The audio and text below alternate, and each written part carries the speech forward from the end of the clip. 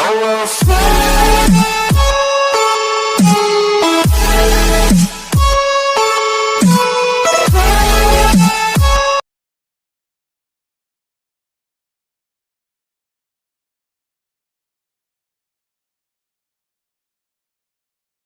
Student, हम लोग जैसा कि जानते हैं आज से आपके क्लासेस का ऑनलाइन क्लास स्टार्ट हुआ है। जो चैप्टर हम लोग पढ़ रहे थे इलेक्ट्रिक करंट, उसके बीच में ही क्लास को ऑफ करना पड़ा था, जिस कारण से वो चैप्टर कंप्लीट नहीं हुआ। ये जो चैप्टर अनकम्प्लीट है वो क्लास वापस से जब रीओपन होगा तो क्लास में उस चैप्टर को कंप्लीट किया जाएगा।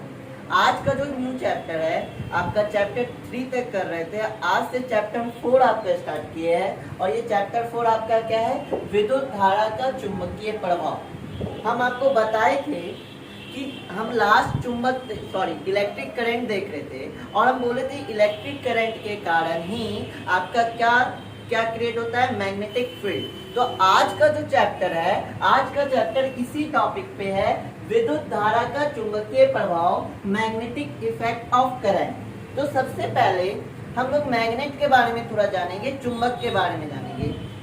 हालांकि चुंबक के बारे में आप सभी लोग जानते हैं कि चुंबक वैसा पदार्थ है जो चुंबकीय पदार्थ को आकर्षित करता है, जैसे लोहा, निकेल, कोबाल्ट इत्यादि पदार्थों को चुंबक क्या करता है? अपनी ओर आकर्षित करता है।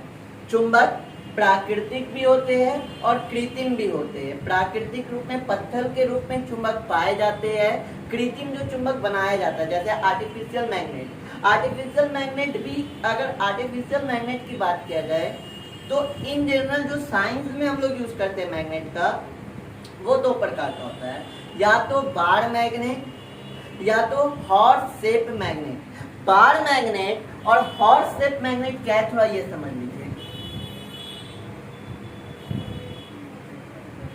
ये जो मैग्नेट आप देख रहे हैं ये आपका कहलाता है बार मैग्नेट, ठीक है। ये जो मैग्नेट आप देख रहे हैं इसको कौन सा मैग्नेट कहते हैं? Bar magnet. हिंदी में इसको बोलते हैं दंड चुंबक,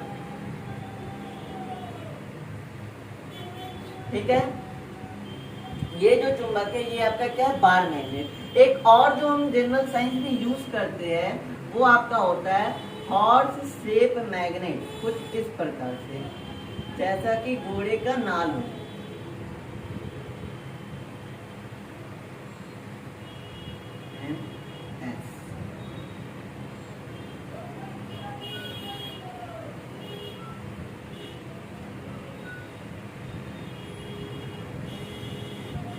ये दो प्रकार के मैग्नेट का हम यूज करते हैं। जनरली मैग्नेट का यूज किस लिए किया जाता है? मैग्नेट का यूज किया जाता है किसी पदार्थ को आकर्षित करने में। पदार्थ कैसा? वो पदार्थ क्या होना चाहिए? चुंबकीय पदार्थ। मैग्नेट किसी खास प्रकार के पदार्थ को आकर्षित कर सकता है। अगर बात हम करेंगे लकड़ी का, तो क्या मैग्नेट लकड़ी को आकर्षित करेगा? तो हमारा आंसर होगा नहीं। मैग्नेट एक खास प्रकार के पदार्थ को आकर्षित करता है और उस पदार्थ का नाम क्या है? उस पदार्थ का नाम है आपका चुंबकीय पदार्थ। आगे बात करते हैं, अगर चुंबक को स्वतंत्र पूर्वक लटकाया जाए, मान के चलिए कि ये एक बार मैग्नेट है। इस बार मैग्नेट को अगर किसी रस्सी के सहारे बांध के जब इसे स्वतंत्र लटकाया जाता है तो ये एक निश्चित दिशा की ओर स्थिर होती है। ये दिशा होता है आपका उत्तर और दक्षिण। हमेशा मैग्नेट जो अगर फ्री स्टेज में आपका रहता है, फ्री स्टेज मतलब जब वो स्वतंत्रता पूर्वक उसको लटकाया जाता है तो वो किस स्टेज में होता है? नॉर्थ से साउथ। अब बार मैग्नेट की हम यहाँ पे एग्जांपल लिए हैं। अब एक चीज आपको पता होगा, आपने कंपास के बारे में सुना होगा, हिंदी में इसको बोलते हैं दिशा सूचक यंत्र। ये कैसा होता है अभी मैं आपको दिखाऊंगा। तो कंपास का यूज करेंगे उसके डायरेक्शन को जानने के लिए। कंपास जो है उसको बोलते हैं दिशा सूचक यंत्र। इसका यूज किया जाता है डायरेक्शन को, क्योंकि कंपास का जो सुई होता है उसमें एक पतला सा निडल होता है। ये सुई किसको इंडिकेट करता है? आपके डायरेक्शन को। वो डायरेक्शन होता है नॉर्थ और साउथ। क्योंकि वो जो सुई है, वो पतला सा जो कंपास का सुई है, वो क्या होता है, मैग्नेट का बना होता है। और मैग्नेट को जब फ्री स्टेज मतलब स्वतंत्रता पूर्वक छोड़ा जाता है तो ये एक निश्चित डायरेक्शन को फॉलो करते हैं। वो डायरेक्शन क्या है, साउथ और नॉर्थ है। इस चीज को होता है। कंपास कैसा होता है ये मैं आपको दिखाता हूँ, ठीक है। देखिए कैमरा यार, ये देखिए, ये जो आपका है ये क्या है, आपका कंपास है। आप देख सकते हैं इसमें एक पतला सा निडल है जो एक मैग्नेट का बना होता है। और ये मैग्नेट हमेशा एक निश्चित डायरेक्शन को फॉलो करता है और ये जो डायरेक्शन होता है साउथ और नॉर्थ। अब एक चीज को देखा गया है, वो क्या देखा गया है, कंपास क्या करता है, कंपास को जब देखिए, यहाँ थोड़ा समझिएगा, मान लेते हैं कि ये मेरा कंपास है,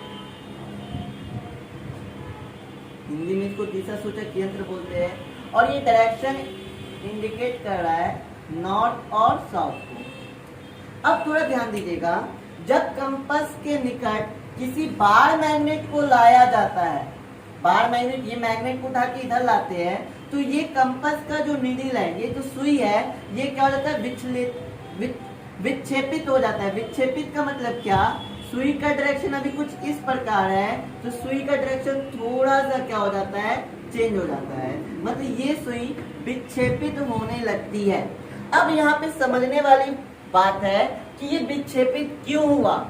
सुई, कंपास का जो सुई था, एक और मैग्नेट को जब इसके पास लेके आए, मान लीजिए ये बार मैग्नेट को इसके पास लेके आए, तो ये विक्षेपित क्यों हुआ, इसका रीजन क्या है विक्षेपित होने का, तो इसका रीजन है इसका रीजन है चुंबकीय क्षेत्र। हम लोग विद्युत क्षेत्र के बारे में करंट वाले चैप्टर में पढ़े थे, उसमें बताए थे कि जब किसी आवेश को किसी बिंदु पे रखा जाता है तो उसके चारों ओर क्या बनता है, विद्युत क्षेत्र बनता है। सेम उसी प्रकार आपका यहाँ पे बार मैग्नेट के कारण इसके चारों ओर क्या बनता है, चुंबकीय क्षेत्र। और ये चुंबकीय क्षेत्र जब ये निडल, क्योंकि ये कंपास का जो निडल जो सुई है वो भी एक प्रकार का चुंबक है, उस चुंबक के कारण इसमें भी क्या बनता है, चुंबकीय क्षेत्र बनता है। और जब ये दोनों आपस में नजदीक आते हैं तो ये सुई क्या हो जाता है, विक्षेपित हो जाता है। बात अब यहाँ पे करेंगे कि चुंबकीय क्षेत्र क्या है। क्षेत्र, तो चुंबकीय क्षेत्र है क्या, मान के चलते ये चुंबक है, तो ये चुंबक अगर इसके निकट एक दूसरा चुंबक लाते हैं तो ये दूसरे चुंबक पे क्या आरोपित करता है, बल आरोपित करता है। बल कब आरोपित होता है, जब हम ये मान लीजिए कि एक चुंबक है तो इस चुंबक के चारों ओर एक प्रकार का क्षेत्र उत्पन्न होता है। जब कभी यहाँ पे दूसरा चुंबक इसके अंदर लाया जाता है तो इस पे एक बल आरोपित होता है। वो बल चाहे या तो आकर्षण का हो सकता है या तो प्रतिकर्षण का हो सकता है, या तो अट्रैक्शन या तो रिपल्शन। तो ये जो बल आरोपित होता है वो क्या, वो जो बल आरोपित होता है उसका रीजन क्या है, तो रीजन क्या है, चुंबकीय क्षेत्र के कारण। तो चुंबकीय क्षेत्र का डिफिनेशन क्या हो जाएगा, तो इसका डिफिनेशन हो जाएगा किसी चुंबक के चारों ओर का वह क्षेत्र जिसमें किसी चुंबकीय सुई पर एक बल आघूर्ण आरोपित होता है, जिसके कारण वह घूमकर एक निश्चित दिशा में ठहरती है, चुंबक का चुंबकीय क्षेत्र कहलाता है। मतलब मान लीजिए ये कंपास सुई ऐसे, जैसे ही इसे किसी चुंबकीय क्षेत्र में लाया जाता है तो ये सुई एक निश्चित दिशा से घूमकर एक दूसरे दिशा में आके क्या हो जाती है, स्थिर हो जाती है। स्थिर होने का रीजन यही है कि इस सुई को, ये कंपास को एक चुंबकीय क्षेत्र में लाके रखे हैं। तो यहाँ से ये आपका चुंबकीय क्षेत्र का डिफिनेशन है। जब हम साइड हटते हैं तो इसे स्क्रीनशॉट लेके या वीडियो को पॉज करके इसका डिफिनेशन लिख लीजिए। आगे देखते हैं, तो चुंबकीय क्षेत्र को बी द्वारा सूचित किया जाता है। जैसे विद्युत धारा, इलेक्ट्रिक फील्ड को हम लोग क्या से डिनोट करते थे, ई से। इलेक्ट्रिक फील्ड को क्या से डिनोट करते थे, ई से। उसी प्रकार चुंबकीय क्षेत्र को क्या से डिनोट किया जाता है, बी से। इसका ऐसा ही मात्रक टेस्ला होता है, याद रखिएगा। चुंबकीय क्षेत्र का ऐसा ही मात्रक टेस्ला होता है और टेस्ला का सिंबल क्या होता है, टी। और जिस प्रकार विद्युत क्षेत्र एक सदिश राशि है, उसी प्रकार चुंबकीय क्षेत्र कैसी राशि है, सदिश राशि है। आगे देखिए, अब यहाँ से क्वेश्चन उठता है, ये तो सिंपल सिंपल सी बात मैग्नेट की किए थे, और एक बात अगर हम भूल गए उसको भी ध्यान दे दीजिए कि मैग्नेट का जब सेम पोल होता है, सेम पोल क्या करते हैं, रिपेल करते हैं, मतलब एक दूसरे को प्रतिकर्षित करते हैं। एक ही पोल, जैसे ये भी साउथ और ये भी साउथ, तो ये दोनों क्या करेंगे, एक दूसरे को रिपेल करेंगे।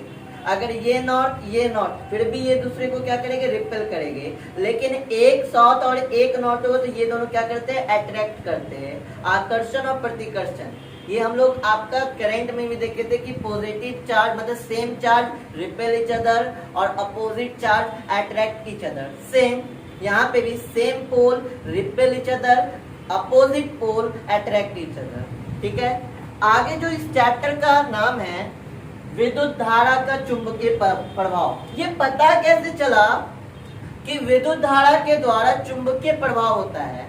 अगर बात किया जाए तो एक ऑर्स्टेड नाम के वैज्ञानिक थे जिन्होंने 1820 ईस्वी में अपने प्रयोग द्वारा ये बताया कि विद्युत धारा के द्वारा चुंबकीय प्रभाव उत्पन्न होता है। 1820 के पहले की बात किया जाए तो ये ना ही विद्युत धारा अलग सेक्टर था और चुंबकीय क्षेत्र विद्युत क्षेत्र और चुंबकीय क्षेत्र दोनों अलग अलग थे। लेकिन 1820 में एक वैज्ञानिक जिनका क्या नाम था, ऑस्ट्रेट, इन्होंने अपने प्रयोग में बताया, ये सिद्ध किया कि विद्युत धारा और चुंबकीय क्षेत्र का आपस में संबंध है। एक्चुअली ये जो प्रयोग हुआ ऑस्ट्रेट का, ये जो प्रयोग हुआ ये एक गलती से प्रयोग हुआ। गलती से प्रयोग मतलब ऑस्ट्रेट ये चीज को नहीं जानते थे, वो एक एक्सपेरिमेंट कर रहे थे और एक्सपेरिमेंट में उन्होंने ये चीज देखा कि विद्युत धारा के द्वारा एक चुंबकीय प्रभाव हो रहा है। उन्होंने देखा क्या, उन्होंने एक प्रयोग कर रहा था और गलती से एक तार आपके कंपास के ऊपर से भी होके चला गया। उन्होंने विद्युत धारा का वो जो एक्सपेरिमेंट कर रहे थे वो कर रहे थे विद्युत धारा का, लेकिन गलती से क्या हुआ, एक वायर कंपास के ऊपर से होके चल गया। तो जैसे ही उसमें उन्होंने सर्किट में धारा प्रवाहित किया तो उन्होंने देखा कि कंपास का जो नीडल था, सुई था, वो क्या होने लगा, विक्षेपित होने लगा, हिलने लगा। अच्छा, सुई कब विक्षेपित होती है? अभी थोड़ी देर पहले देखिए सुई कब विक्षेपित हुई थी, जब उसके निकट एक बार मैग्नेट को लेके आए थे। बार मैग्नेट के कारण क्या जनरेट हुआ था, उसके चारों ओर चुंबकीय क्षेत्र, जिसके कारण सुई क्या हो गया, विक्षेपित हो गया। तो ऑस्ट्रेट भी इस चीज को देख के आश्चर्य हो गए कि ये क्या हो रहा है। हमने सर्किट में क्या दिया, विद्युत धारा दिया। हमने सर्किट में क्या दिया, विद्युत धारा दिया। ने क्या देखा था इससे थोड़ी देर पहले कि सुई कब विक्षेपित होती है? सुई तभी विक्षेपित होती है जब उसके कहीं चारों ओर भी चुंबकीय क्षेत्र हो। तो ऑस्ट्रेट ने देखा कि जैसे ही सर्किट में विद्युत धारा प्रवाहित किया गया, उसके चारों ओर क्या होने लगा, उस सर्किट के चारों ओर क्या बनने लगा, चुंबकीय क्षेत्र। इससे ये प्रूव हुआ, सुई का विक्षेपण होने का रीजन ये निकला कि जैसे ही करंट फ्लो हुआ उसके चारों ओर क्या बन रहा होगा, चुंबकीय क्षेत्र। अब इसको थोड़ा ध्यान से देखिएगा कैसे क्या होगा। यहाँ एक सर्किट बनाए और ये सुई अभी स्थिर है।